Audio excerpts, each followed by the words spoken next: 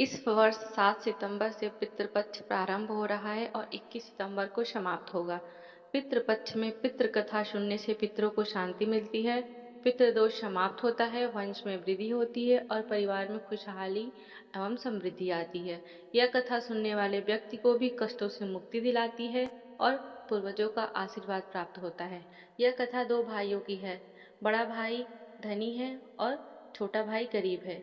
आइए आप भी श्राद्ध पक्ष के दिनों में यह कथा पढ़ें और अपने पितरों को प्रसन्न करें। श्राद्ध पक्ष के लोक कथा के अनुसार जोगे तथा भोगे दो भाई थे। दोनों भाई अलग अलग रहते थे।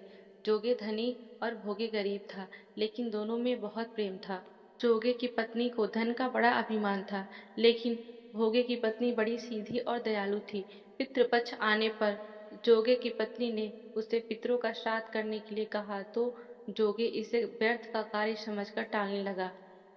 किंतु उसकी पत्नी समझती थी कि यदि हम ऐसा नहीं करेंगे तो लोग बातें बनाएंगे। फिर उसे अपने मायके वालों को खाने पर बुलाने और अपनी शान दिखाने का यह उचित अवसर लगा। जोगो की पत्नी बोली, आप शायद मेरी परेशानी की वजह से ऐसा कह रहे हैं, किंतु इसमें मुझे कोई परेशानी नहीं होगी। मैं भोगे की पत्नी को काम करने के लिए बुला लूंगी, दोनों मिलकर सारा काम कर लेंगे।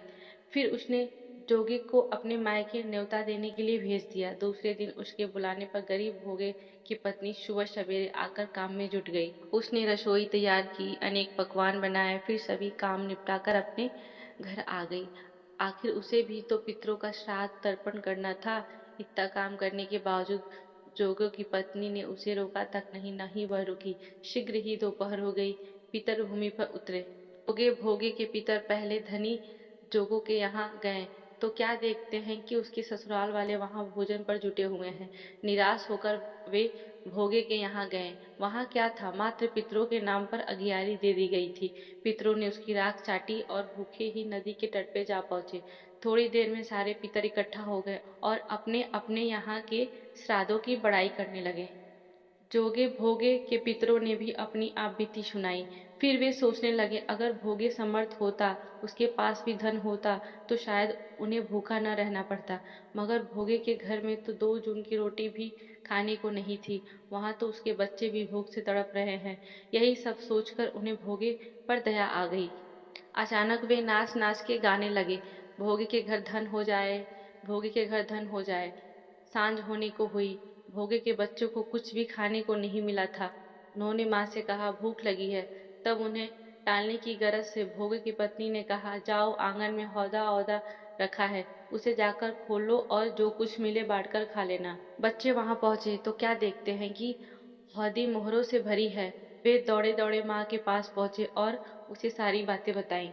भोगे की पत्नी ने यह सब कुछ देखा तो वो भी हैरान रह गई।